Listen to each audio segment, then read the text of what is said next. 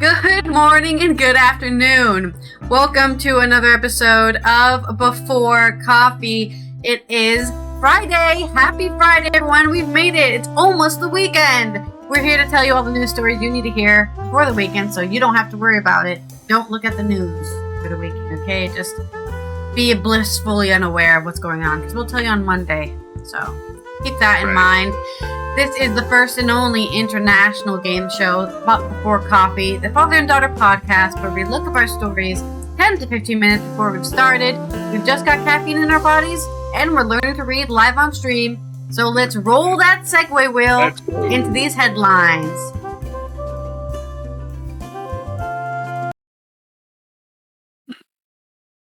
I don't know why my feedback isn't working. Feedback. There you go. I'm online. Today on Friday's News Dump.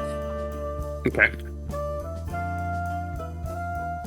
European Union accuses Meta, TikTok of breaching transparency rules under the DSA. And Total Energies misled customers with green claims, French court rules. And happy Friday. Are you sleeping right? Maybe you're not. You're like me. You definitely aren't sleeping right. And experts have decided there is a best sleeping position. We'll find out what it is.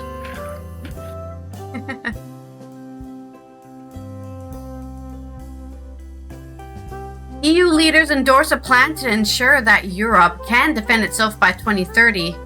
And in a weird turn, North Korea breaks ground on Memorial Museum for its troops killed in Russia's war with Ukraine.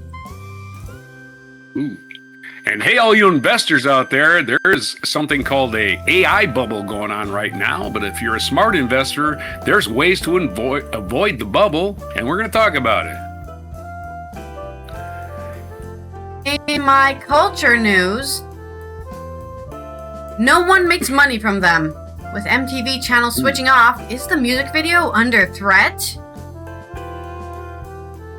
Yes, and it's National Bologna Day. You won't find any bologna here or any other processed meats. It is October 24th, 2025 on Before Coffee.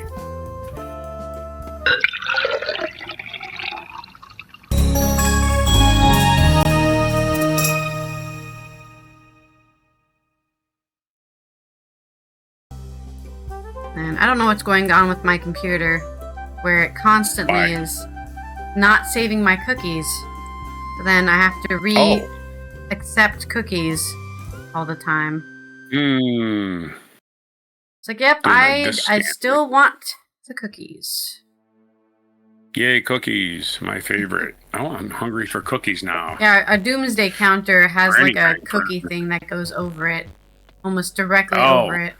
And then you can't see the doomsday counter because it just says, we have legitimate reasons to ask for your cookies. I'm like, okay, give them to me, whatever. I don't think you do. I really don't think you do, man. I don't know what they're collecting yet. That somebody's on their website looking at a counter until April 13th. Yeah. 2029, I don't know. What are we doing? What's happening there? I have no idea why they're saving cookies. Hopefully a near miss, right? We can always deal with that. Maybe my computer's just full of junk. Well, spin the wheel. Let's spin our first reel for our first stories. On our... the segue wheel. Need to create a fun jingle for that. You gotta tell me a joke. Oh, yeah? I gotta tell you a joke. Okay. About... like 2 jokes, it looks like. Well, about... regulations. Oh, I got a good one. Good. The music video has been under threat since the mid-late 90s, since they started phasing out for reality shows. You're right. But I think the argument is that people won't make them anymore, which is a crazy argument. But we'll get into that story about how that's probably not going to happen in my culture segment. This first story is about the European Union accusing Meta and TikTok of breaching its transparency rules under the DSA. This is by Sam McNeil, coming out of Brussels. The European Union today, which is the 24th of October? Yes. Has said that Meta and TikTok have breached their transparency obligations after an investigation that could result in billions of dollars of fines. The inquiry found both companies had violated the Digital Service Act, the EU's trailblazing digital rulebook that imposes a set of strict requirements designed to keep internet users safe online, including making it easier to report counterfeit or unsafe goods or flag harmful or illegal content like hate speech, as well as ban on ads targeted at children. Hey, you better tell your parents to buy this new piece of junk. Really important for you. We are making sure platforms are accountable for their services, as ensured by the EU law towards user and society, said Hina Virtanen, the EU's Executive Vice President for Tech Sovereignty, Security, and Democracy in a post on Twitter. Our democracies depend on trust. That means platforms must empower users, respect their rights, and open their systems to scrutiny. DSA makes this a duty, not a choice. They say on Twitter, of all places. Can we just make a government social media where they can just all argue with each other there instead of people using Twitter still? The 27-nation bloc launched investigations in 2024 in both Meta and TikTok. They found that the companies did not allow easy access for data researchers, which means that they don't know what's happening on those platforms because they don't have the data and statistics to make any decisions. They also found that Meta's Instagram and Facebook did not make it easy for users to flag illegal content and effectively challenge moderation decisions. Allowing researchers access to platform data is an essential transparency obligation under the DSA, as it provides public scrutiny in the potential impact of platforms on our physical and mental health, according to a statement by the European Commission, the EU's executive body. The inquiry found both Facebook and Instagram displayed dark patterns or deceptive interface designs for its protocol for flagging malicious content like child sex abuse and terrorist content. That led to a kind of obfuscation, with the Commission saying it was confusing and dissuading and may therefore be ineffective. Oh, it's too much trouble to report this, so I'm just not even going to do it at all. Meta spokesperson Ben Walters said that the company disagrees with the findings, but would continue to negotiate with EU over compliance. We have introduced changes to our content reporting options, appeals processes, and data access tools since the DSA came into force, and are confident that these solutions match what is required under law in the EU, he said. TikTok said today, that it would review the findings, but said that the transparency obligations of the DSA conflict with the EU's strict privacy rules. Wait, you want us to be transparent but also not share anyone's data? How do we do this at the same time? The General Data Protection Regulation. If it is not possible to fully comply with both, we urge regulators to provide clarity on these two obligations should be reconciled, said Paolo Giannino, a spokesperson for TikTok. Meta and TikTok can now file responses to the inquiry. Ultimately, the EU could fine the companies up to 6% of their annual profits, which could be in the billions. So our constant wrangling of social media continues over here in the EU. At least somebody's trying to wrangle something, I guess. Yeah, regulations are for poor people anyway, so it's basically all they're for. Just to regulate us, keep us in line. I guess I have to joke about regulations, right? Okay. Yes, give me a joke. Here's my joke. So this ICE agent shows up at a farm one day, and he knocks on the door, and a farmer comes out. Yep, what you want? And the ICE agent says, well, we have a good authority. There's a lot of illegal aliens working and living on your farm, and we need to search this whole farm. Farmer says, well, you can search for what you want, but I wouldn't go out in that field if I were you. What do you mean? I have a legal right. I have a badge. I have a badge here that gives me the right to search this place. He says, well, I still can go in that field. Oh, I know what you're talking about. I'll tell you what I'm going to do. I'm going to go to the judge and get a search warrant. So a couple days go by. Here comes that same ICE agent out there with a search warrant. He's like, I got my search warrant. He said, yeah, you got your search warrant, but I still wouldn't go out in that field if I were you. Forget you. So the federal agent just climbs over the fence, starts walking across the field, gets about 200 yards inside. Here comes a bull running full speed right at him. The farmer yells, quick, show him your badge and your search warrant. Did you hear all that? Sorry. Yes, I heard it. I didn't see what had to do with my story, but it was a good joke. It's regulations, man. It's regulations. You're not following the regulations. You said regulations. Okay. I was wondering how this was come up into controlling social media, but it never did. It's still a joke. It reminded me of a joke. It doesn't have to be a specific joke, does it? About that? I'm not going to write a joke. It's supposed to at least be partly about the subject of what we're talking about, yeah.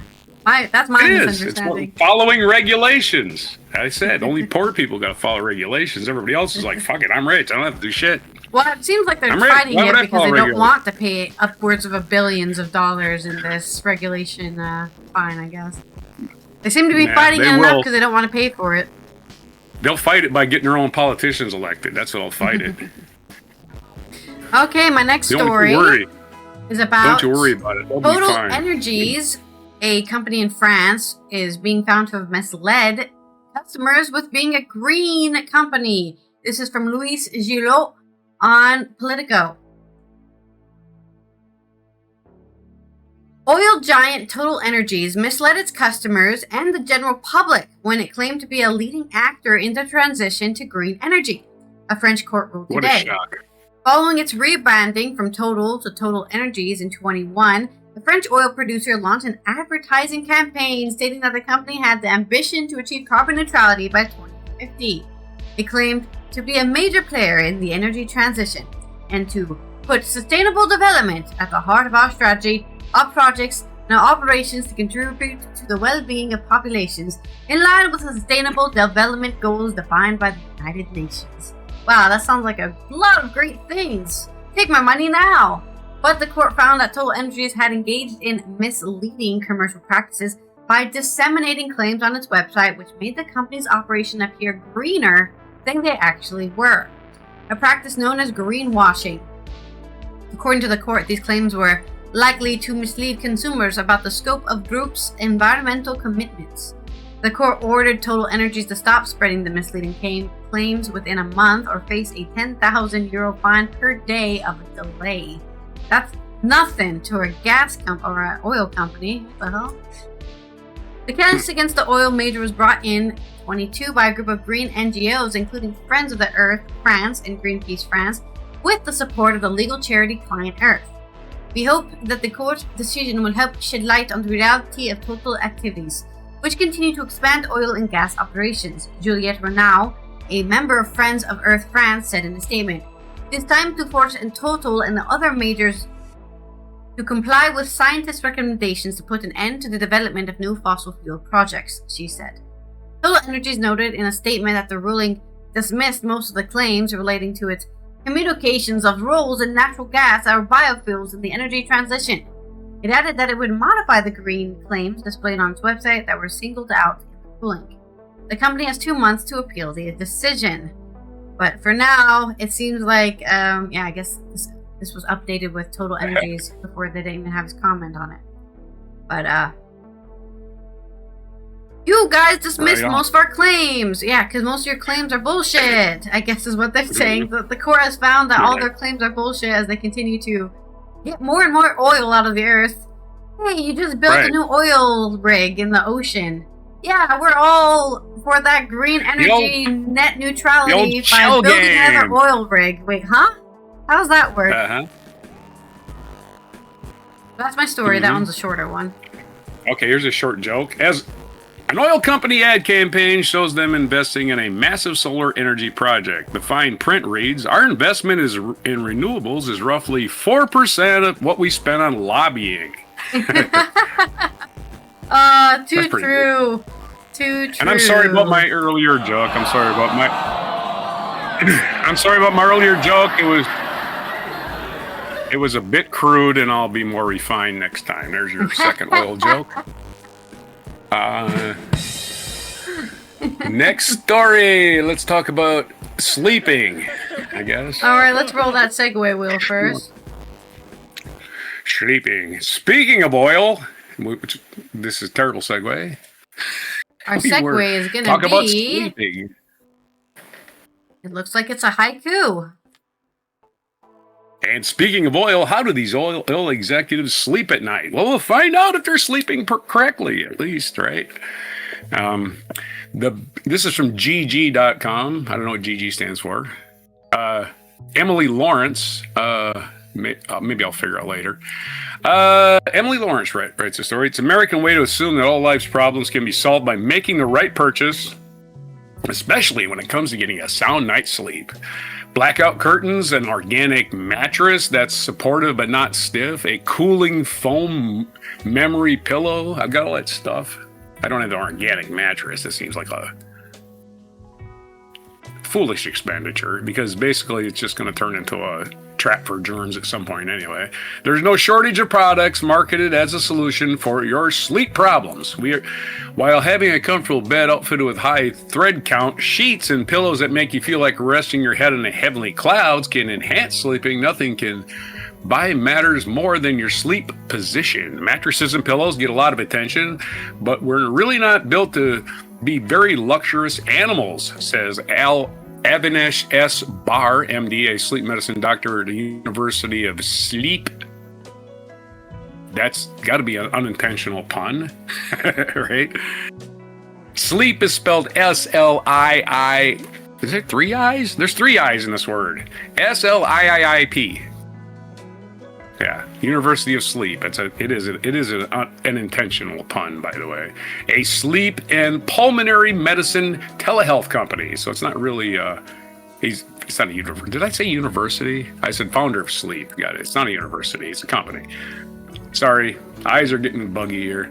Dr. Barr explains that general sleep hygiene habits, like avoiding caffeine too late in the day, which I do, minimizing alcohol, I don't drink, and having a screen-free wind-down routine. Well, I don't think I have that. Maybe I should. Matter more than what you're sleeping on. He adds that sleep position matters a great deal too. As sleep doctors explain here, sleep position also impacts how well you sleep and how you feel when you wake up. Why sleep position matters? Maybe you're wondering why sleep position even matters. As long as you're comfortable and able to drift off to sleep, who cares what it looks like? But I think of it as a matter of ergonomics. It matters how you're sitting at your desk for 8 hours a day. Man, if you're sitting at your desk for 8 hours a day, there's something wrong with you. If you ain't getting up every 20 minutes, I don't even know what the hell to say. Get up and walk around. Hours every day. Hello. Yeah, you do yoga. That's not the same. I guess that's true. I do stand up for 30 minutes in between those 8 hours. I sit at my desk every day. But there ain't no boss making you do that. You're doing that on your own. Yeah, there is. It's Roger me. I'm the boss. Okay. No, that's not how it works. Roger Washington, and making your own free will decisions, you can't blame anybody else. Roger Washington, MD, FAAFP, the medical doctor and founder of the Sleep to Live Well Foundation, says that sleep position is especially important because it impacts how well we can breathe during sleep. Well, definitely want to breathe, which in turn impacts immunity. In order for the immune system to work, you have to be able to breathe deeply, allow air to come into the chest, and allow the lymph to move around the body. Yeah, I definitely take a few deep breaths. It probably will get you relaxed, for sure. Lymph is a watery fluid that delivers nutrients and removes harmful substances, protecting the body from infection. Dr. Washington explains that proper breathing during sleep is important for lymph fluid to move throughout the body. Scientific research backs this up. According to a 2024 article published at the Annals of Neuroscience, sleep is when immune cells migrate from the bloodstream to the lymph nodes, which are all over your body, bean-shaped areas of tissue that filter lymph fluid to the body for harmful substances or cells to move efficiently fight inflammation. And you know if your lymph nodes are swollen, you have them right here, you have them here, right? You know if they're swollen, you have an infection, or worse, maybe even cancer. Anyway, let's get back to the story. Anne-Marie Morse, D.O., a neurologist, sleep medicine specialist and founder of Damn Good Sleep with 2 M's, damn with 2 M's, says that how well you can breathe while you're asleep is important for other reasons too, namely avoiding obstructive sleep apnea. Unrelated obstructive sleep apnea can lead to a whole slew of health issues, including high blood pressure, heart disease, and stroke. According to an article published by the Journal of Clinical Sleep Medicine, A 2003 article published in the Journal of Personalized Medicine shows that it impacts quality of life too, increasing the risk for depression, mood swings, and daytime drowsiness. Yeah, if you don't get good sleep, you're going to be just constantly halfway there. You'll be like, I'm not really here right now. I ain't getting no sleep. Sorry, let me drink a pound of coffee. That'll get me out of it. If you have obstructive sleep apnea, changing your sleep position may not be the only way to treat it, but Dr. Morse says it does play a key role. If you regularly suffer from nighttime heartburn, Dr. Morse says your sleep position can impact symptoms for better or worse depending on what position you choose. There's another reason why sleep position matters. Finally, your sleep position impacts how your body will feel when you wake up. If you want to avoid pain in your neck, and most are people that are pain in your neck, and lower back, how you sleep matters. The best sleep position, we're finally getting to it hopefully, Dr. Morse and Dr. Barr both say that if you don't have the obstructive sleep apnea or heartburn, there isn't one best sleep position. Okay, so the article is just bogus headline. Thank you for the bogus headline. If you find sleeping on your back the most comfortable, great. Ditto if you prefer side sleeping, but when pressed to give one ultimate best sleep position, all three doctors did the same answer: side sleeping. And in the picture, they show somebody sleeping in the position of a question mark, like a question mark position, like their whole top is looped around. I end up sleeping like that all the time. Your feet behind you, basically. Your feet behind you, sleeping on your side. Yeah, just draw a question mark. Just draw a question mark with your head at the top, right? And that's what you do. Yeah, curled like a baby. Right. Yeah. Well, not in the fetal position, but a question mark. As the doctors, because you don't want to, I don't know why they say that. As the doctors previously explained, the best sleep position largely comes down to supporting breathing. And Dr. Washington explains that side sleeping comes up the airway more than back sleeping, and definitely more than sleeping on your stomach. Sleeping on your stomach is terrible for your back. Great for my stomach, though. Oh, yeah. Yeah, I've slept on my stomach and woke up, I couldn't move for like 3 days.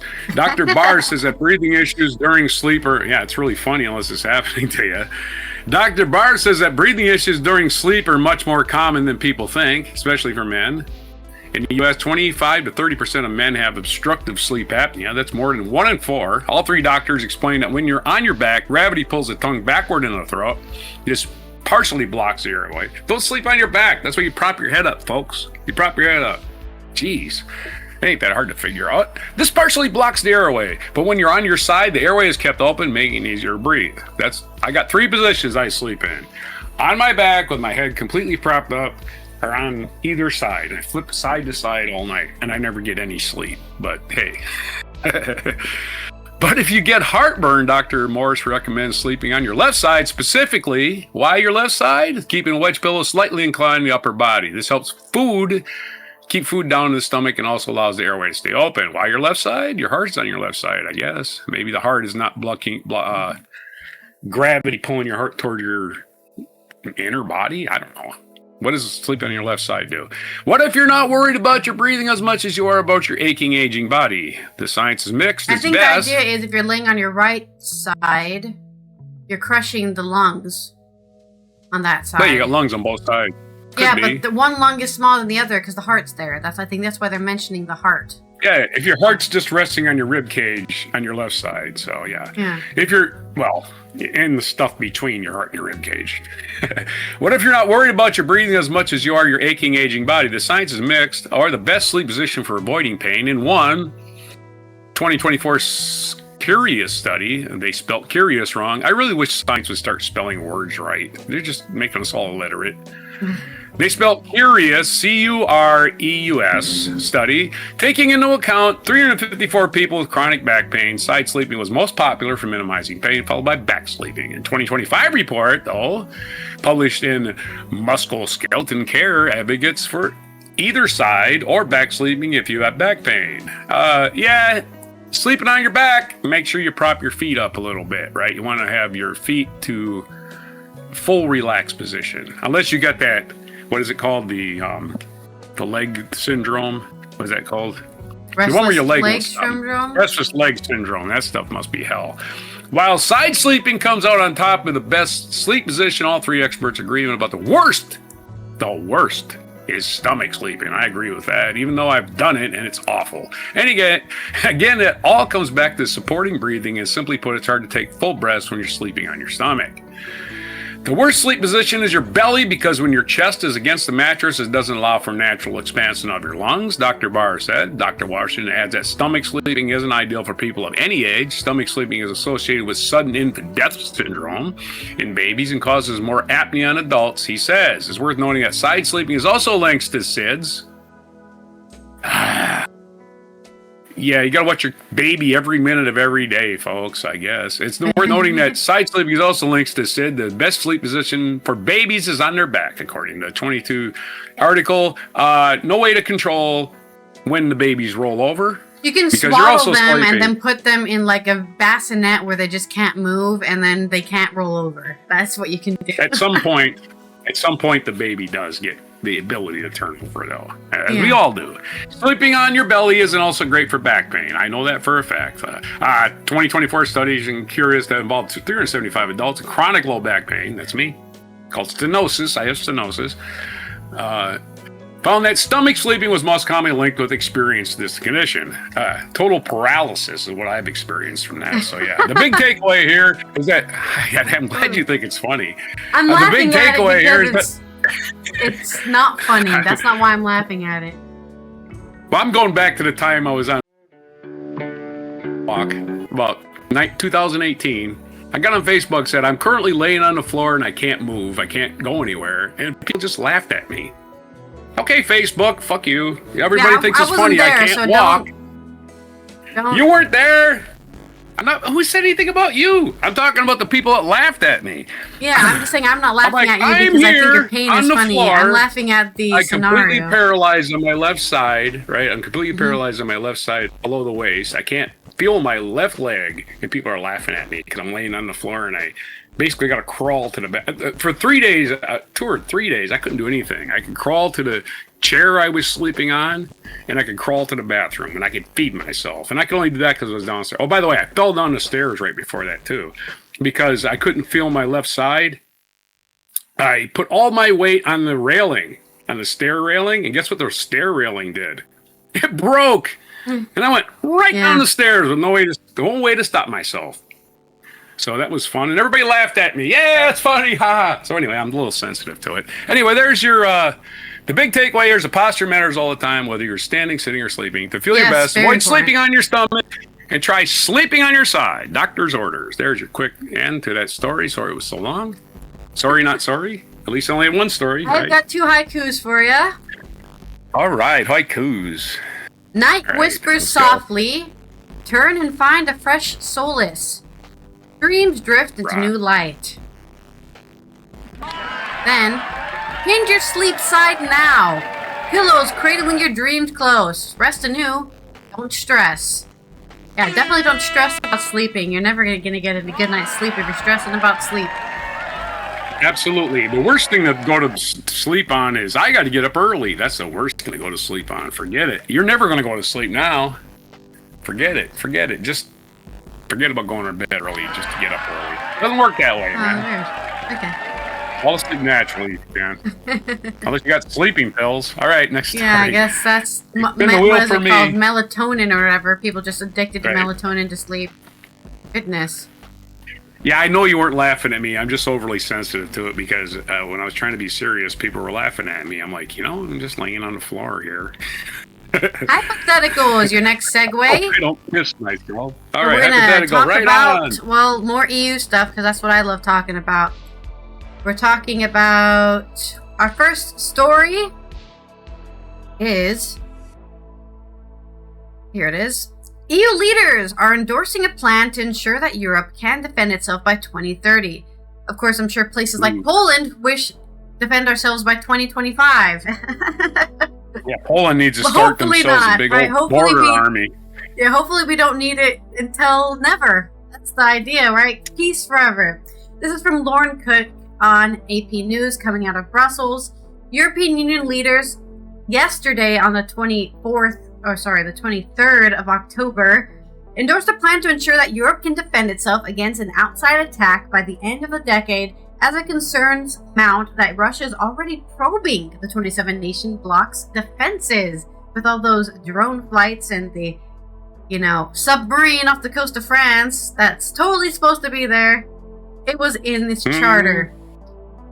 Russia's war of aggression against Ukraine and its repercussions for European global security is a changing environment constitutes an existential challenge, the leader said in a statement during the summit in Brussels. They called on national governments to advance on concrete projects to be launched in the first half of 26, in line with the new plan dubbed Readiness 2030, which was drawn up by European Commission, the EU's executive branch. A top priority will be to erect drone defenses to detect, track, and disable rogue drones following a series of troubling airspace violations across Europe over the last month, some close to European borders with Russia, Belarus, and Ukraine. This European Drone Defense Initiative would be a key part of a broader scheme dubbed Eastern Flank Watch to strengthen defenses along Europe's eastern border on land, in the Baltic and Black Seas, and in the air, as well as against hybrid attacks. The leader said that to respond to the measures' most immediate needs and threats, to respond to the most immediate needs and threats, the first project should focus on building anti-drone and air defense capabilities, make full use of EU funds to do so. The Commission estimates that EU defense spending this year will total around 392 billion euros or $457 billion. Reminder that there's 10 trillion in the US military complex, something like that. That's a lot. Yeah.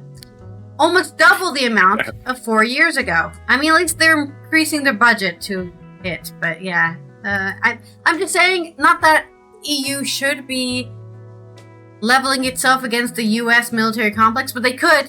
It's the same population, it's the same land area, the EU or Europe in general and the US. A lot of people like to think that, Europe is really small, but it has the same amount of possibilities. If people are your economy, right? If how you make money is through people, Europe and the United States have the same amount of people living in them, right? It's just all separated in different countries, but Europe has the same amount of people as the United States. There's no excuse for them not to be able to reach a similar height to the U.S. when it comes to not only that, but the United States is full of Europeans, so there you go. I believe that some 3.4 trillion euros or $4 trillion will probably be spent on defense over the next decade. To help, it intends to propose boosting the EU's long-term budget for defense and space to 131 billion euros or $153 billion. The overarching aim of the Readiness 2030 plan is to encourage the member countries to decide who among them should take the lead on which projects, and then launch them with the first 6 months of next year. So, you know what?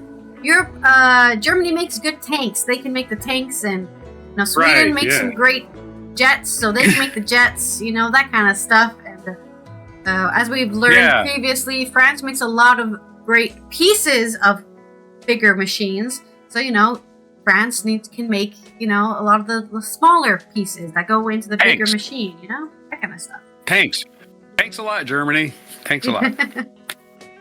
At least 40% of military purchases have been done jointly, making them cheaper and encouraging countries to use interoperable weapons and standards by late 27. So all European things work on the same standard. So easier to make them all, right, at the same standard, at a good standard, I hope. At a reliable standard, if all our guns are the same, or if all our tanks are the same, they use all the same parts. That means that if my, British tank breaks down in Poland, they know how to fix it. They don't need to freaking import somebody from the UK to fix the tank, okay? Yeah. They all know they can do that stuff. Project contracts and financing are on critical capabilities. Drones or satellites, for example, would need to be settled by the end of 28, with the whole process finalized later. Another key part of the plan is to provide security guarantees for Ukraine. Mm-hmm. The leaders underlined the importance of close cooperation with Ukraine and of its integration with and contribution to the European defense industry.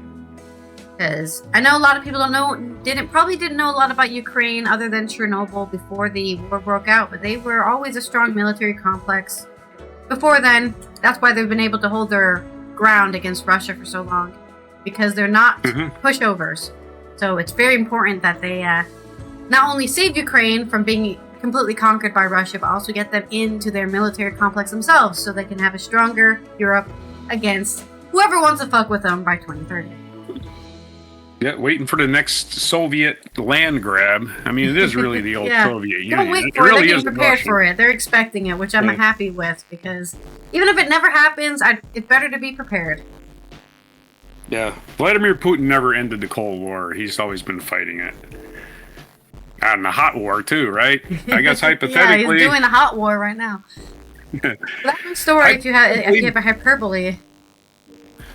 Sorry, was hypothetical. not Hypothetically, the United Hypothetical. States, if all these countries spent as much in United States as funding ICE agents, they would be doing just fine, because the United States, the ICE agency has a bigger budget than any military in the world, except maybe China, right? It's not military, There it's you just go. thugs. It's the worst part. I'm just saying, they have a bigger budget than any military except the American military. ICE does. They're just fighting them. They're just like I taking said, they're just American thugs. citizens They're without paying warrant. thugs Yeah, to they're beat just up people in the street, and they get paid Exactly. more than any military. Yeah. They're hiring people with understand no what you're saying. experience. Yeah. They're not hiring people with no experience, no training, giving them not guns, but they're giving them tasers and clubs and masks, of course, masks and badges to go arrest people who are doing nothing really. So yeah, well, it'd be nice if we Criminalizing spent our people who aren't budget even on actual criminals. things. Yeah, My we next spent our story- budget on actual things to help people. it'd be Speaking of, nice. Anyway, sorry. Speaking That's of my criminals, hypothetical. well, maybe not criminals, but we're talking about Ukraine, so we might as well keep talking about this.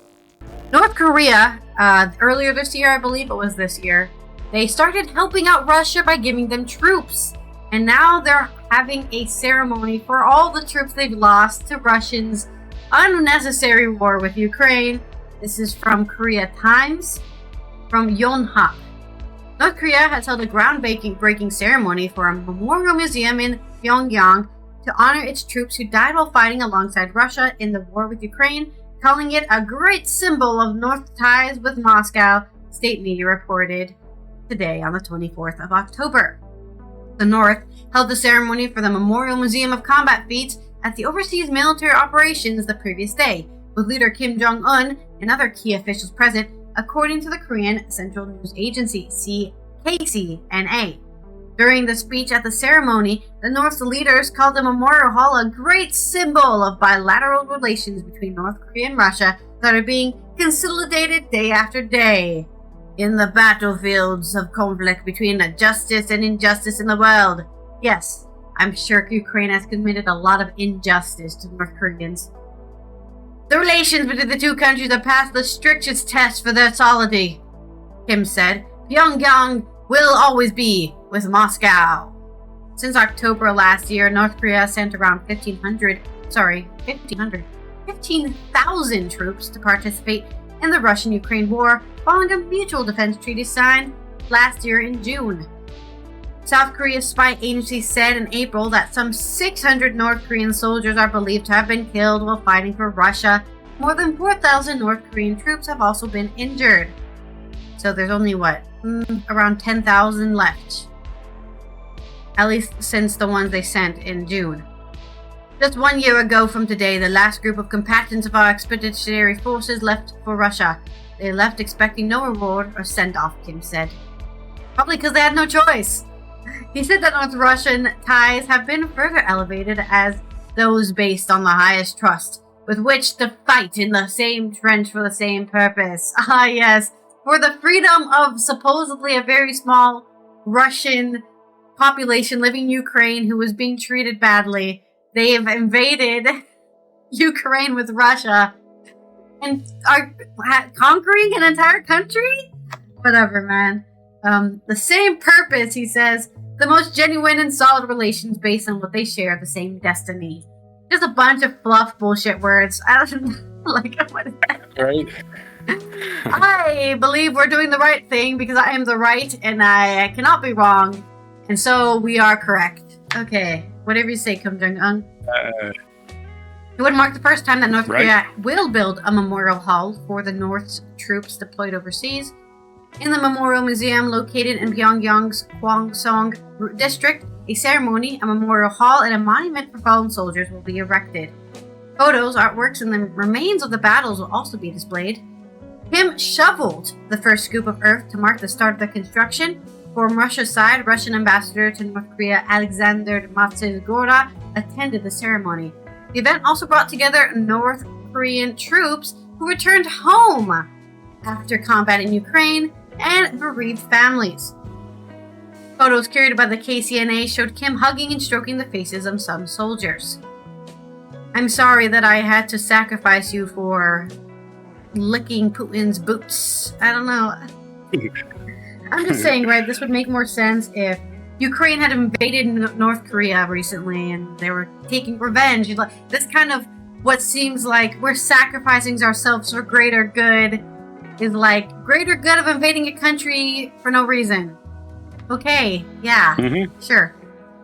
Hey. We'll see how that. And this is, by the way, why North Korea and South Korea are always in a war zone time, and because of this kind of reaction, right? Oh, we need to free the poor Koreans in South Korea from their terrible government, so we're invading, and Russia's gonna help us. That's all you need. And then South Korea will be getting attacked, and probably China too will help. I don't fucking know. Anyways. In August, North Korea held a commendation ceremony for North's troops deployed to Russian-Ukraine war. At that time, Kim disclosed a plan to build a new street in Pyongyang, Taesong's district, in memory of the fallen troops. Exploits naming it Sapyo Street, which means Morning Star. Oh, reminds me of the Iraq War when all those people, those martyrs were going off to get killed, and then they said, hey, at least we named, or was it Iran? It might have been Iran. Iran and Iraq War. All the dead soldiers got names of streets named after them.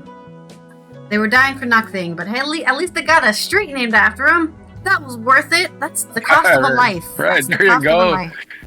Yeah. Perfect. That's, what else would you want in life as a street named after you? That's real important. That was sarcasm.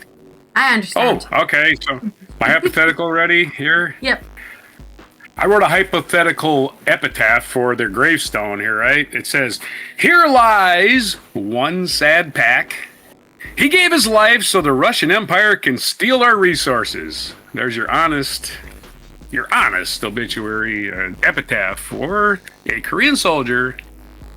And again, one is a official Korean name. So is Pak. I made up the sad part because it is sad. That's what you gave your life for? Clown? Yeah. Terrible. Yeah. But hopefully of course that's they weren't. That's all the bullshit I have to deliver to you today.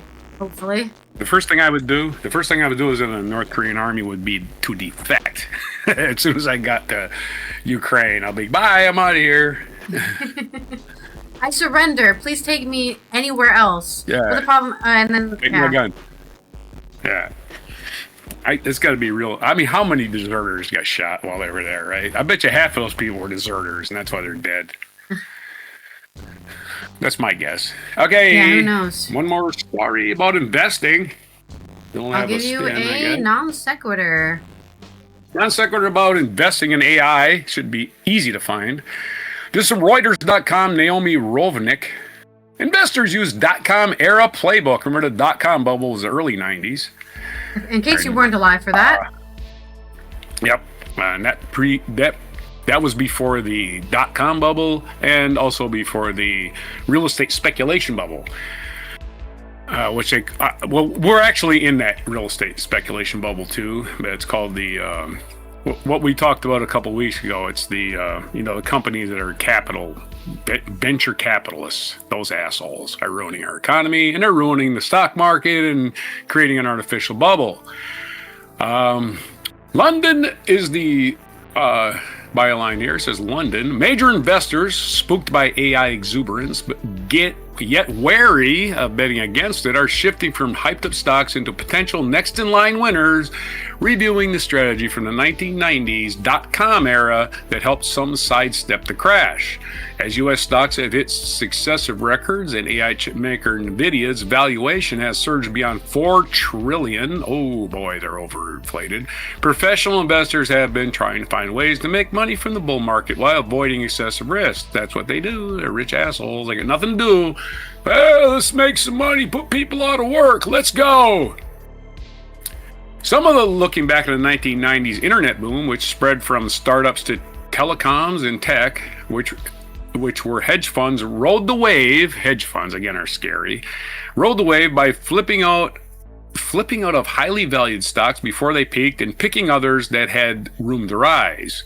What we're doing is what worked from 1998 to 2000, said Francesco Sandrini, a multi-asset head of the Italy CIO at Europe's largest asset manager, Amundi. The highlighted signs of irrational exuberance on Wall Street, such as frenzied trading and risky options pegged to the share prices of big AI stocks. But he said he expected the new tech enthusiasm to continue and hoped to back gains via bets on reasonably valued assets that might rally next. Sandrini said that this involved trying to find the highest growth opportunities that so far the market has yet had failed to spot. I think that's a target of investors anyway, all the time, right? Let's pick that stock that's already grown 30% in the last month. No, you don't buy that stock. That stock's going to crash, man. You buy the stock that's on its way up. That's already up there going, wow, is that really worth $700 a share? I don't know, man. Be smart. Other investors are also expected to edge out Wall Street's Magnificent Seven stocks after shares NVIDIA more than tripled in 2 years, but want to keep their diversification with an AI sphere. The Magnificent Seven is all a bunch of these AI stocks that are overinflated, in my opinion. The odds of this AI boom being a bust are very high because you've got companies spending trillions and all fighting for the same market that does not yet exist. Again, we don't have a purpose for this shit. That's what I keep saying. Who wants this? Who wants this? Besides billionaires, who wants this? Anyway, this is the opinion of Goshawk Asset Management CIO Simon Edelson, who hits it nail right on the head. This market does not actually exist. It's all speculation. The stock market is pure speculation. Using it as a harbinger of the economy is a mistake. Anyway, this guy, Goshawk Asset Management Simon Edelson, who worked on telecom IPOs at stockbroker Dresdner Kenwart Benson in London in 1999. He expected the next phase of AI fever to spread from NVIDIA to others like Microsoft. Timing the phases of a bubble has historically been the way to play it without risk of trying to call the peak too early. A study by economists Marcus Brunnermeyer and Stefan Nagel showed that the hedge funds mostly did not bet against the dot-com bubble, but rode it skillfully enough to beat the market by about 4.5% per quarter from 1998 to 2000 and avoid the worst of the downturn. They shed high-priced internet stocks in time to recycle profits into others before they got caught the attention of less sophisticated investors. Again, the less sophisticated investors are your 401k people. I'm telling you. You take your 401k and they give you a choice. Oh, you can put it at mutual fund, that mutual fund, mutual fund. Not that money's in that mutual fund. Good luck changing it. Good luck. You're unsophisticated, and when the stock market crashes, you are going to be caught with all your money disappearing at once because it's in this one mutual fund that you decided was, oh, that's high profit making. I'm less sophisticated. I'm going to take advice from anybody. Those are the guys that are going to suffer, and Wall Street don't care. The rich guys at the top have taken their profits. They're gone. And let's do this about cryptocurrency, by the way. That's a bubble too. That's exactly part of the AI bubble. They're not even mentioning it. The investors, these corporate criminals, right? They are trying to get everybody to buy cryptocurrency. Cryptocurrency relies on a lot of the power grid. They have to build these data centers just for cryptocurrency, folks.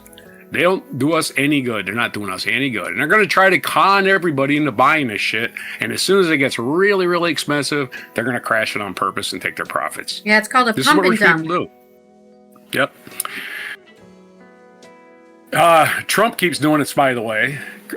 He's been doing it the whole time he's been president this time. Crashing the stock market on purpose so his friends can get bargains. Yep. These were good profits to make for the fleet of foot, even during 2000 when the top came. Edelson and Goshawk said the current market environment was similar to 1999. He favored IT consultants and Japanese robotics groups that can potentially pick up revenues from AI heavyweights. Is what he said was a typical chronology of a market gold rush. When someone strikes gold, buy the local hardware store where the prospectors will buy all the shovels. That's what you do. You go to the gold rush, set yourself up a business for all these idiots are going to waste their money immediately as soon as they make it, right? Yeah. Oh, I struck 7,000 pounds of gold last year. How much money you got? Oh, I spent it all. Oh, okay, idiot. Investors are attempting to benefit from the trillions of dollars, so-called hyperscalers such as Amazon, Microsoft, and Alphabet. I'll bring this up. This is how Donald Trump got rich, by the way. His grandfather was got rich with a brothel in Alaska during that gold rush. So let's not forget, that's how Trump got his money, gold rush money. Fidelity International multi-asset manager Becky Quinn said uranium was her favorite new AI trade because the power-hungry AI data centers could gobble up nuclear energy. Right. Here you go. Yep, because the AI data centers making your utility bills go high, but at least some rich people are making money off it. Hey, there you go. Kevin Thozint, investment committee member, asset manager Carmignac, has taken profits on Magnificent Sevens. I just love the way they gloss these guys as magnificent. They're not magnificent. They're just rich assholes. Stop pretending they're magnificent. They're lying to you about their product. Okay? It doesn't do anything for anyone, anywhere. It's just stuff that's just going to get in the way of everything. It doesn't have a real function. Look at your spell check. It doesn't even work the way you want it to do. Why would you trust AI with anything? Asset managers are also concerned that the rush to build data centers could result in overcapacity as the fiber optic cable boom in the telecom industry. Yeah, everybody got fiber optic cables back in the 90s, thanks to Bill Clinton passing a gigantic bill. And it was supposed to give everybody fiber optic cable. Of course, the phone companies just took their little fee and did nothing with it. Yeah. If you're out in the country, you sure as hell didn't get any fiber optic cable. In any new technology paradigm, we don't get from A to B without the excesses along the way. Yeah, you could. If you weren't such capitalist pigs and only worried about stuff in your own pockets, you definitely could. You could definitely get the A to B with all the crap people taking and all that shit. Absolutely possible. You know that, right? There doesn't have to be the stock market involved at all. Even though AI stocks are like Microsoft, Amazon, and Alphabet are being powered by strong earnings, he still sees the building blocks of a bubble and favors Chinese stocks as a hedge of rapid AI advancements in China sap Wall Street's AI enthusiasm. So boosting China's economy. Rich people don't care where they put their money. Some investors, though, do not favor this relative value approach to AI investing as a way to mitigate future losses. Oliver Blackburn, a portfolio manager at Janice Henderson, hey Janice, how you doing? Said he was helping us. Whoops, I just minimized my screen for some reason. Okay. Where was I? European Henderson said he was hedging the U.S. tech positions with European healthcare assets, lest AI stock crashes take the U.S. economy down with it. Our U.S. economy is already down, buddy. You ain't gotta wait for that. It's done. We are screwed. We are totally screwed. But yeah, it's just a matter of where the chips fall, right? He said it was impossible to forecast how long the AI craze would roll on because we're calling the peak was usually only possible with hindsight. By the way, Wall Street, as soon as they find out something, it's already happened, right? Wall Street are not the head of any discovery of anything new. They just react. That's all they do. They just react. That's all they do. They don't pretend they're ahead of the curve somewhere. Nah, they're just reactors. All they are. Anyway, it says the final thing this guy said was, we're in 1999 until the bubble pops. There's your story on the AI bubble, which any day now, any minute now, it's going to go, wow, the stock market just dropped by half. Holy shit. And then there'll be massive layoffs because that's the only thing that happens, and the economy will completely crash. So...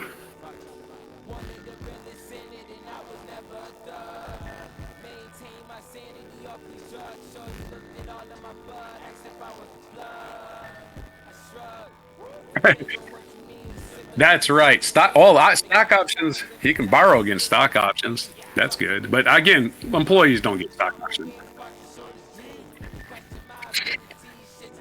as a employee who actually got stock for working in companies, they do not give you stock options. What they do is they give you common stock that you can't trade, you can't sell, you can only cash it in, right? Because you're buying it from the company, right? You're buying it directly from the company. Actually, you're not even buying it. Well, it's not even a scam. It's a way to avoid them being it is a scam. It's a way to avoid. It's a way to avoid a pension plan. There used to be pension plans in this country. Yeah, there used to be pension plans. Not anymore. It's a 401k and freaking stock giveaways. And our stock is only good. It's common stock. It's not preferred stock. So you don't get dividends on it. And you can't sell it necessarily on the open market. You can only sell it back to the company. So it's not really stock you can sell. So that's one of those things that's like, yeah, sell back to the company. Of course, they'll give you the current price, but whatever. They've kept your money that longer, right? It's stock they can give away because they know they're going to get it back for pennies on the dollar anyway. Anyway, they've rigged the system a long time ago. Yeah. Yeah, pension plan would be nice. Yep. The shell game. The shell game, they're always pulling. They're always here. They tell you something. Rich people. Rich people, billionaires. What's the segue? Oh, good sarcasm. Well, I'll start with some sarcasm. Rich people are the same people. The billionaires, the oligarchs are the people that will piss down your leg and tell you it's raining. All right, go to your story.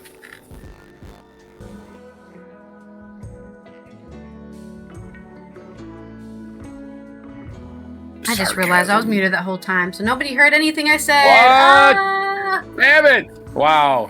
Just said, I think people from what you said, they got what I said about my non sequitur. Stock options to make money off you. We are going to be talking about last week. We talked about MTV. I think it was last week or maybe a week prior. MTV is shutting down its channels, specifically the ones that do music videos and stuff. And people are asking, is this the end of music videos? Well, my opinion, without reading this article, is no. But we'll see what Shad D'Souza has to say on The Guardian. Oh boy.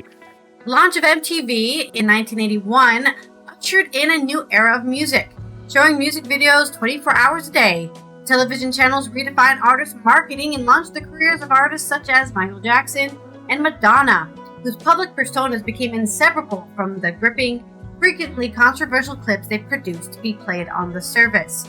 Now, that chapter of music history appears to be drawing to a close, with MTV's parent company Paramount announcing last week that its 5 dedicated music channels in the UK, MTV Music, MTV 80s, MTV 90s, Club MTV, and MTV Live, will cease broadcasting on the 31st of December this year.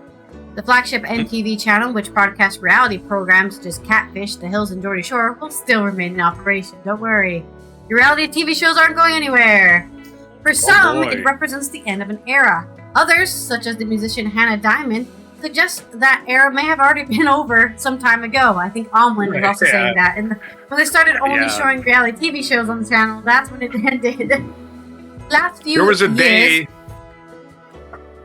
There was a day I stopped watching. There's a day I stopped watching MTV and started watching VH1 because VH1 would play the classic MTV videos. Yeah. Why do I want to watch this crap? It's freaking. It's not music anymore. Fuse, which I think that channel went off air a while back, but yeah, Fuse was like the pop punk rock, whatever, the new metal stuff like that. The new rock, the new generation of rock music was on Fuse. Fuse was like, did they even have BJs? Yeah, they did. They had VJs that were saying, like, and that was your blah, blah, blah video for the new upcoming single, blah, blah, blah. Yeah, they had that. And they also had a really, I can't remember his name right now, but he was a really great interviewer. He asked really good questions to when he got fans on, MTV used to have real journalists like Kurt Loder. Yeah, that's what I'm saying. I don't remember what his name was, but I think his name was Steve or something, and he was very good at just asking the right questions, and it was very interesting to listen to. Yeah, very sad. He was kind of a pedantic little kind of a, what's the word? Condescending kind of a jerk sometimes, though. Because I remember him asking she was interviewing Jewel, and he felt it was his job to explain to her what a word meant. And she called him a condescending asshole in the interview. Oh, that wasn't real condescending. I know what words mean, guy. I forget what the word was. It's funny. Anyway, I used to know the VJs like Mark Goodman, Martha Quinn. I used to know the VJs' names. That's crazy, right? Anyway, sorry. Go ahead. Okay. Julie Brown. Anyways, Brown. I thought you were done, and then you keep talking. Why do you do that? Pauly Shore was a VJ. Or Pauly Shore. Are you done speaking? Go ahead. Okay. Anyways, the last few years, MTV has sort of transformed into more of a nostalgic memory, she says. It hasn't been part of the conversation for such a long time that it really doesn't surprise me that they're ending it. As an independent artist, she says, YouTube has always been the primary platform for music video releases. Yeah, for a while now. Since YouTube became a platform, I think, people started putting their music videos up there first. The specific shuttering of the brand's music platforms does call into question the position of the music video in today's industry, and whether the form still provides a valuable outlet for expression and promotion. Yes, but maybe I'm old. Jennifer Byrne, head of the development of Academy Films, the famed production company that launched the careers of filmmakers such as Jonathan Glazer through their music video work, says that labels aren't as willing to invest heavily in videos as they once were. They're trying to spend that money on so many more deliverables than there used to be. Yeah, we need to spend our own money on TikTok trends or something, right? Make a TikTok trend for this music video instead of a music video, and then everyone will know our song. She's referring to the multiplicity of online video and social media platforms. It used to be just 1 3-minute video. Now it's how do you reach all different audiences, and can you cut it into 10 different ways? Iris Lutz, a London-based director who's made videos for British pop singers like Pink Pantheress and George Riley, says the budgets for videos are shrinking rapidly, even for seemingly simple clips. The number of times I'll come up with an idea that to me seems easy, and people are like, no, that's going to be 50 billion pounds, she says. I'm like, that's funny because it's one house with 4 people. I don't know what's going on. Neither Lutz nor Byrne believe that the end of MTV will significantly impact music videos overall. In Lutz's mind, videos now are less promotional tools than vehicles for relatability and branding that makes a viewer want to buy into the artist, she says. They're just the fastest of the ecosystem of a musician. Because of TikTok and the rise of independent artists, people put out music as soon as they're done with it. So a video is designed to convey that immediacy, where they're at in one time, rather than a big splash like 15 years ago. There are also still barriers to entry for smaller artists, says Diamond. The music videos I've made have been made through sheer luck, grafting, or multiple years of work put into one thing, she says. I've become a musician in an era where artists don't get the budget to make a music video unless they're a really big artist with a big label behind them that think it's going to be a worthwhile investment. That's always been the case. Yeah, of course. That's been the case with humanity. I don't want to put my money on that because I don't think you're going to make any money. Directors are feeling the pinch too. Byrne says that where back in the day an artist would have to be like, I like what Glazer's doing. I'm going to talk to him now. You're pitching to an artist, maybe 10 different directors, and that's free labor on the director's part, creating this amazing treatment. Yes, okay, so anybody who doesn't know what a treatment is, it's when somebody says, okay, here's the song. I want to make this music video about how I love eating cupcakes, and I want cupcakes to be in there, and then you as a director have to go for your free time, for free, nobody's paying you, to go, okay, here's an idea, we're going to do this with the cupcakes, and we draw a storyboard out, we give you pictures of different, like stuff from Pinterest, right? I want your costume to look like something like this, or I want the backgrounds to look something like this, or we can find a room that's like this, right? Here you go, here's my treatment. And 10 different people are doing that for you as an artist. And then you go, I like that one. And then, well, there goes all that work I did. Didn't even choose me at the end of the day. So, yeah, it's, I can see where they're coming from there. She says... Well, there's a lot of things to consider besides that, yeah. Plus, she says no one makes money out of these videos. Yes, they do. They sell records or get streams. I'm just saying. You right? hope. I know what they're mean by they're not making videos, but I don't think music videos have ever made money directly. Right? You don't sell the music video and then somebody purchases it and says, "Yeah, I own this music video now." That doesn't happen, right? You use the music video as a marketing project so that people will buy the thing that you're actually selling, which is the music. Right. The Thriller video might have made money. I think it released it in theaters. It was a half hour long. Yeah, but I guess you could also argue that the people who, like MTV, might have made money off of it by being the first person to premiere the video, right? That kind of idea. Yeah, they sell commercial time.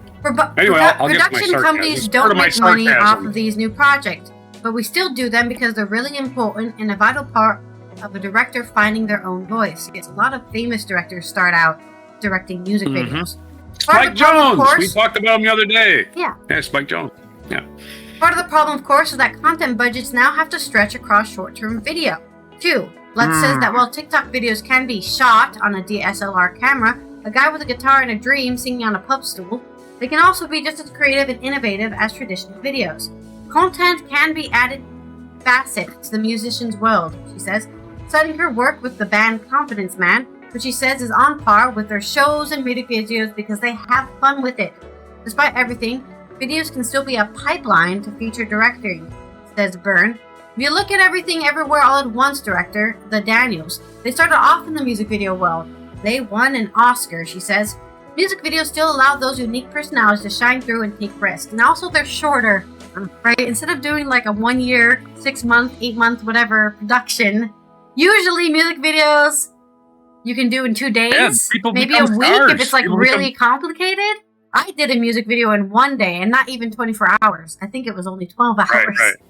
Of course, I was just a gaffer. I was not directing it. But the point is, right, it's possible to do this work shortly and you still get the experience of working on a set, working with talent, working with other parts of the production like lighting and sound and those people, right? You can get all that experience from a music video. You don't need sound. Wait a minute. You don't even need sound for a music video. It's provided. It's already, the music is there.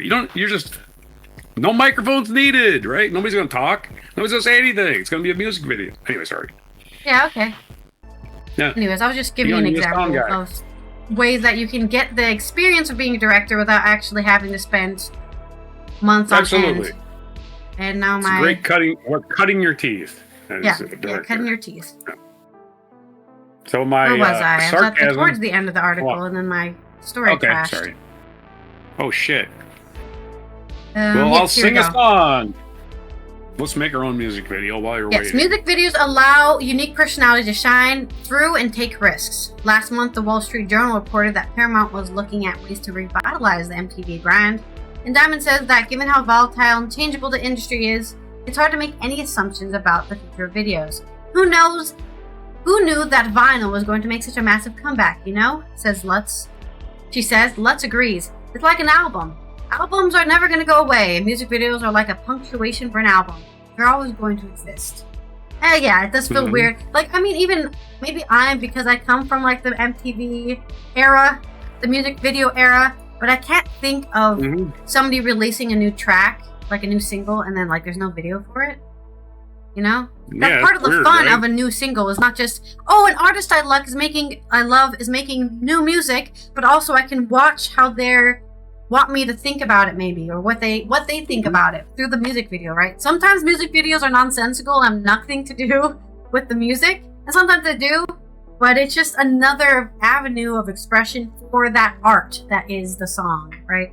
So I can't think of, they released a new track and there's no video and you'll never see a video. I'm like, huh? I did completely get uninterested. I just zero interest in it after if there's no music video sometimes. But that's my culture segment on music videos aren't going anywhere. I will refer back, for my sarcasm, to Frank Zappa and what he said about MTV. He said MTV has a great business model going, right? You don't pay for the production of the videos. The artists have to go out, unless they got a buddy that works in the film industry, they got to go out and spend their own money making the video, right? They don't know if MTV's ever going to play it. They give it to MTV for free. MTV gets to run commercials, sell commercials to run that video. That's their business model. How did they screw that up? I guess they must have just stopped making. I think it must have been YouTube. I know they started doing reality shows before YouTube really became a thing. But I think video streaming in general just became easier and easier to do over time, and you didn't need to rely on TV so much for that kind of access to video. Oh, let's bring up reality shows. Another scam they couldn't lose at, right? You're not paying actors. You're paying reality show people that don't have a union, right? And you can kick them off if they're any, hey, yeah, we did a story about that, last month, right? There was a perfect show. Somebody on a reality TV show who's suing the BBC or something because they were treated badly, and they have no rights as a actor. Treated like slaves. Yeah, treated like slaves, paid less than minimum wage. The whole friggin' kit and caboodle. What a business model! You hire non-professionals, you don't have to pay them, right? Even the one that Joe Rogan, what was that called? Fear Factor, same fucking shit. What do you need? You don't pay anybody. You just have a prize for the winner, and they sign a waiver in case they get hurt that they can't sue you. Wow, what a scam that is. All reality shows are a scam. That's why I don't watch them. Nothing real about them, for one thing. There's always somebody whispering in somebody's ear, "Hey, you need to start a fight with so and so." Okay. I'm trying to find the interviewer guy from Foos TV. What his name was, because I'm like, what happened to that guy? It might have been Kurt Loder. He was on MTV. He was their news guy. He's the guy that broke the story of every rock star dying. I'm the guy. Supposedly Fuse is still on air. I thought it was off air. I don't know. I don't watch TV anymore. It's probably low. Like I said, it's low production costs. Same reason. What's your production cost? You're playing videos that already exist. That's your production cost. Yeah, here we go. I think his name was Stephen Smith, maybe. He made that name up. Does sound like a random guy. I don't remember his name, but he was a really great interviewer. Maybe he did something bad, so he's been wiped. This day in history, anyway. Yeah, he's been wiped off the internet. Maybe he did something bad. Yeah. But when you can't find somebody's name, I assume they must have committed a crime or something. What's that British guy, Tommy Seville or whatever his name is? He got wiped from the internet for everything he did, right? Like nobody talks about that guy anymore because he was a criminal. Oh, whoops. That's where it goes. Our next segue is mixed metaphor for this day in history in October and all those 20 things we do in this segment. That's Rocktober. And for another week, it's still Rocktober, everybody. So we got at least 6 more days of this. And we're going to go all the way back. Well, we're going to start. We do it the reverse order. We do the this day in history. We're going to go backwards in time slowly. As Fats Domino died in this day in 2017, one of the pioneers of rock and roll. In fact, his drummer invented the backbeat, as they say, for rock and roll. American pianist and singer-songwriter Fats Domino died at the age of 89 in his home in Harvey, Louisiana, after a long-term illness. Domino attracted national attention with his first recording of the Fat Man, made in late 1949 for Imperial Records. An early rock and roll record, probably the first rock and roll record. The Fat Man sold 1 million copies in 1953 and was widely considered the first rock and roll record to achieve that feat. Domino had 35 records, U.S. Top 40. His 1956 version of Blueberry Hills elected to the Library of Congress National Recording Registry of Historic and Sound Recordings worth of preservation. And let's bring up that Fats Domino survived Hurricane Katrina. Everybody thought he was dead. They couldn't find him. And he was just sitting at home. Yeah, he couldn't leave his home because he was wheelchair ridden. But he did survive, and he lived until 2017, at the age of 89. So let's go back a little bit farther in this world. In 2006, Forbes.com revealed that Kurt Cobain had overtaken Elvis as the highest earning dead celebrity. Well, his kid's going to be spending that money, I guess. Cobain's work earned him over $50 million as of 2006 in the 12 months of October 2006, compared with Presley's $42 million.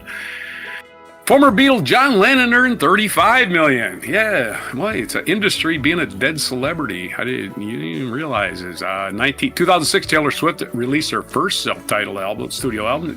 She started out as a country singer at the age of 16 because country. Oh, Scam Blakely's calling me again. Go ahead, Scam.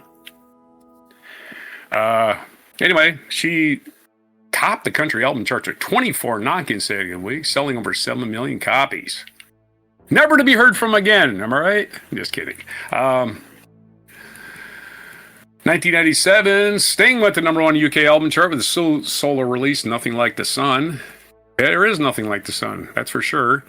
We're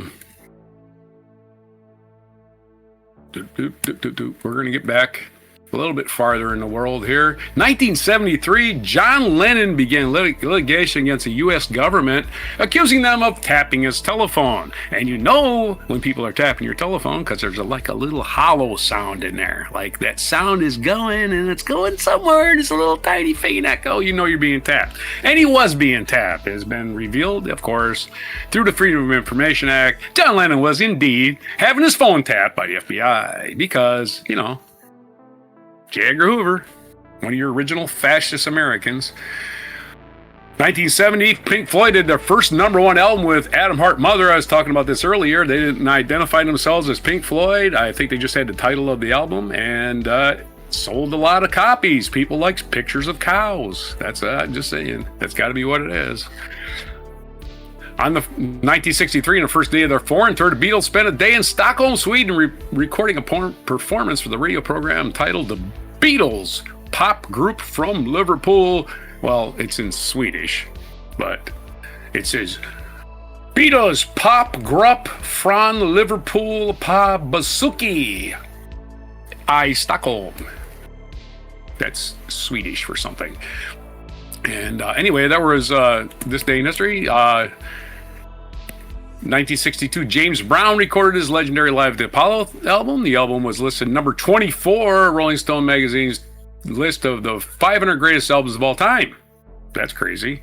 And born on this day, I had to look this up, is probably the third longest current living rock and roll star. And that is the bass player for the Rolling Stones, Mr. Bill Wyman, born in 1936. Wait, let's see, 1936? Yeah, 1936! English musician Bill Wyman was born. So he's turned 89. He's the third oldest rock star. The oldest being people I looked up earlier and I can't remember. I know they listed Willie Nelson, but he was never a rock star. So let's get on to this day in history. 1636, Dutch microscopist Antony van Leeuwenhoek, who became the first to observe bacteria and protozoa. Just in case you were wondering where that came from. Leeuwenhoek. Yeah, he didn't see any amoebas though. Or you would have said adios amoebas. Anyway. Don't think you would have spoke Spanish at all, but yeah. Who knows? He's a microscopist. Maybe he spoke 10 languages. 1648, the Peace of Westphalia ended in 80 years war between Spain and Dutch in the German phase of the 30 Years' War. And it still didn't end there. So, at least that's what a lot of academics argue, that didn't end the 100 Years' War. That's why it was 100 after that. A warlike people. 1861, the first transcontinental telegram was sent via the telegraph, the only way to sell a telegram, actually, in the United States, effectively bringing to an end the Pony Express. That's right. You did not need to deliver your mail. You could just send a telegram. That was the end of that shit. 1917, more than 60,000 Italians surrendered or retreated at the Battle of Caporetto during World War I. That's a lot of damn surrendering. 1922, Benito Mussolini helped plan the March on Rome, which began on October 28th and resulted in him becoming dictator in Italy. We need a march on Washington. Like, let's just pick people up along the way and just go. They're turning on the White House anyway. We might as well just finish the job. 1929, a record 12,894,650 shares of stock were traded on this day, causing the first day of the real panic in the crash of 1929, known as Black Thursday. So yeah, we're in the anniversary of the stock market totally taking a crap. Why did the stock market take a crap? Because I used to have this thing called buying on margin. You did not have to have the money to buy stocks. All you had to do was own a stock. Hey, you bought that stock for $7, now it's worth $50. You have $43 worth of margin there. Let's use that margin you have to buy more stock. Okay, here's your $43. Okay, that stock is not... Next day, that stock you bought for $43 is now worth 3 cents. Where's the money you owe us? I don't have it. I bought it on margin. Oh, yeah, your other stocks crashed too. You don't even have a margin anymore. So that's why the stock market crashed. It happened over and over again with big investors. They got called in on their margins, they didn't have the money, and then they jumped out a window. And that actually is what happened. People just jumped out of windows because I don't have the money to cover this. I'm dead. Hopefully my kids get a life insurance policy or whatever, but that's what happened, man. A lot of people bought stock with money. Yeah, buying on margin with money you don't have. 1922, I'm going backwards, going forward in history. 1940, the 40-hour work week went into effect. So happy 85th to the 40-hour work week in the United States. Of course, France is down to what, 30 hours? 20? And they get to retire when they're 12. So yeah, France has got it going. 1962, an American Cold War thriller, The Manchurian Candidate, was released starring Mr. Frank Sinatra. And it was a major hit, especially noted for its performance of Angela Lansbury. Oh, let's forget Frank Sinatra. 1970, oh, by the way, we do have a Manchurian president. Not necessarily Manchurian, but, you know, it's a metaphor. 1970, Salvador Allende's election was the first Marxist president of Chile. Of course, there was a coup supported by Mr. Henry Kissinger later that toppled that government because Henry Kissinger was a pile of shit. 1992, the Toronto Blue Jays defeated the Atlanta Braves to become the first team not based in the United States to win the World Series. The Toronto Blue Jays currently in the World Series. So go Toronto, go Canada, let's go Canada. They got one team and they're going to win the freaking World Series. They got to beat the Dodgers. Come on, Blue Jays, you can do it. 2003, supersonic passenger service ended as British Airways flew its last Concorde flight. Air France had ceased similar operations in May. I read a story where Air France once mistakenly painted their Concorde blue, a color of blue, that when it went at supersonic speeds, heated up the fuselage to an unbearable temperature. So they just had to fly at regular speeds. They couldn't even go to speed of sound. That blue paint got really hot, so they couldn't even fly it. It's a supersonic. It's like, what a waste. People paying extra to get their same exact time they would have gotten a regular airplane is hilarious. 2005, African-American civil rights activist Rosa Parks died at the age of 92. Her refusal to relinquish her seat on a public bus, and a white man in 1955 helped ignite the American civil rights movement. Rest in peace, Miss Activist Rosa Parks. 2017 we did Fats Domino. We did Fats Domino passing away, so we don't have to rehash that. We don't want to make him die twice. 1945, the United Nations was established on this day. The Charter for the United Nations, the world's premier international organization established at the end of World War II to maintain world peace, which is definitely happening, and friendly relations, also definitely happening, entered into force in this day in 1945.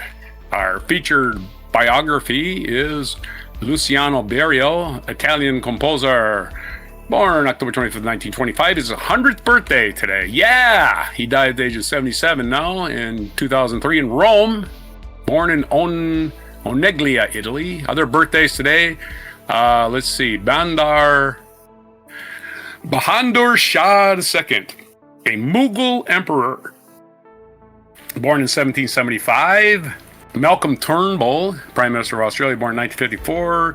Wayne Rooney, British footballer, born in 1985. And Drake, go Canada again! Drake born on this day. What would be better for a birthday than the Toronto Blue Jays win a game, right? So happy birthday to Drake, born in 1986. Our National Day calendar is very short. We have National Bologna Day, which we came into already. National Pharmacy Buyer Day. I haven't bought a pharmacy in my entire life, so I don't know what that's involved in. And it's National Food Day. And who doesn't love food?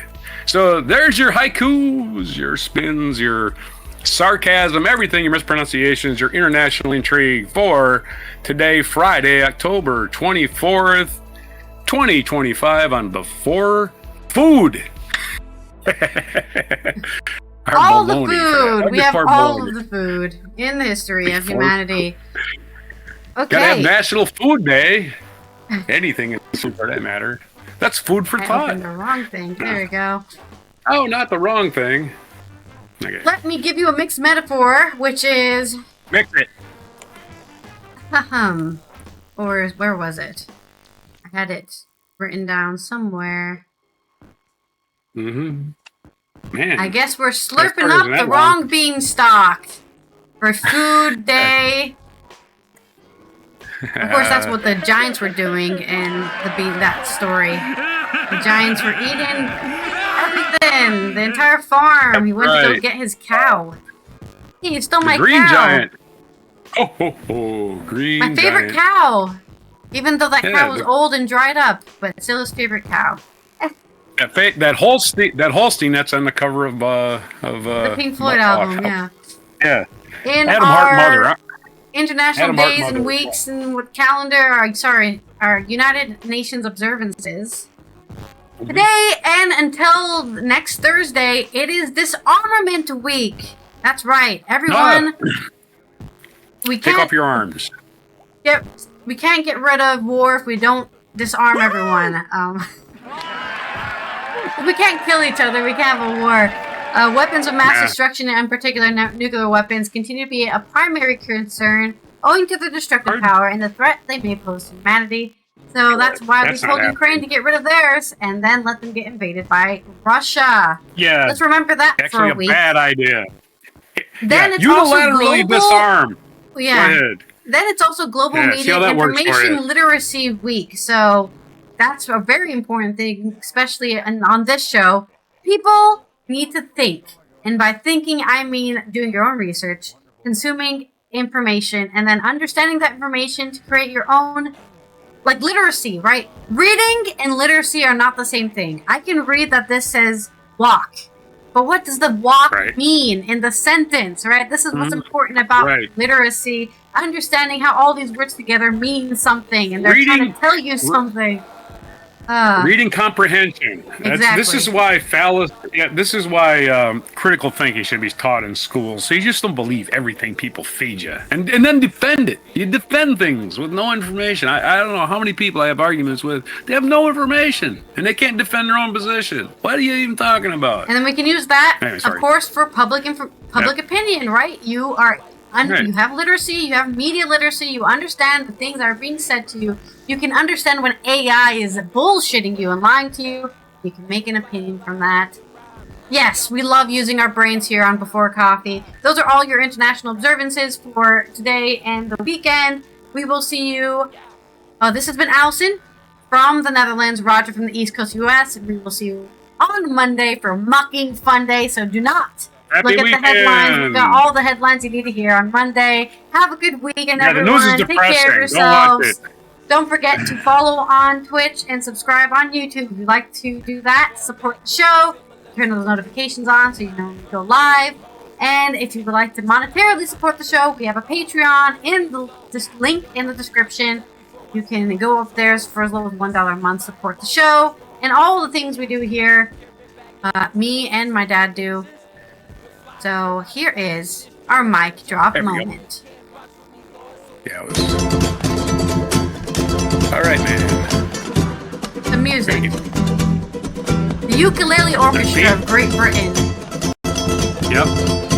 The theme from Shaft. That looks like a guitar. This is a big ukulele. Oh, yeah. Okay. Well, they're not exclusively ukuleles, right? I mean, they only have four strings. That's what a ukulele is. There's mandolins, too. There's mandolin, guitar. I don't see a banjo, though. They definitely look all like... There's somebody doing... Yeah. Oh, is that a bass ukulele?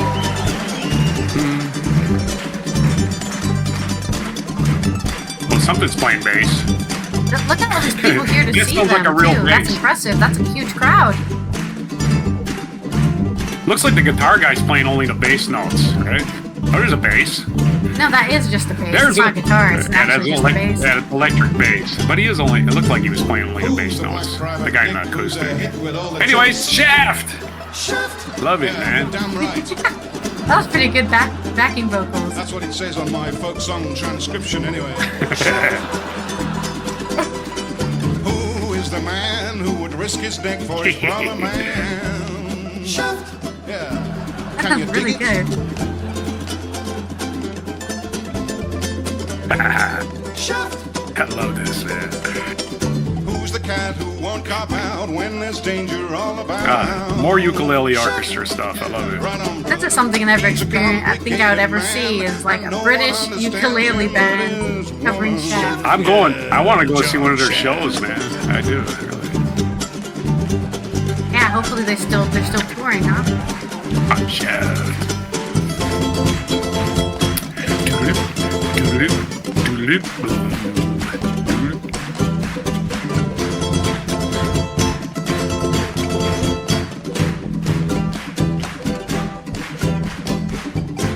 I say, who is the folk song collector who collected all the folk songs?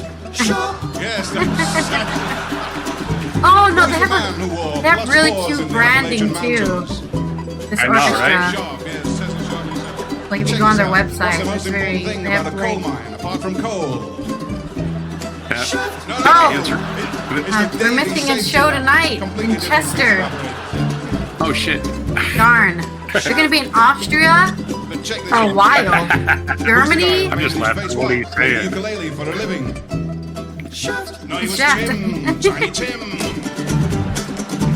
Well, I think you can take from this cover that they are obviously very fun-loving people. Tiny Tim.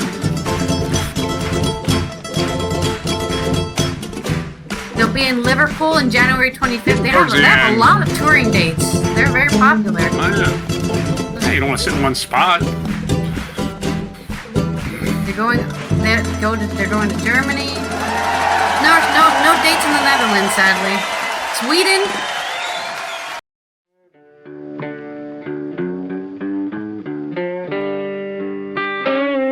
Be sure to hit the like, subscribe, and notify buttons, and follow our other channels, Toxic Alley, History of Gravy, and Scratchy Old Records.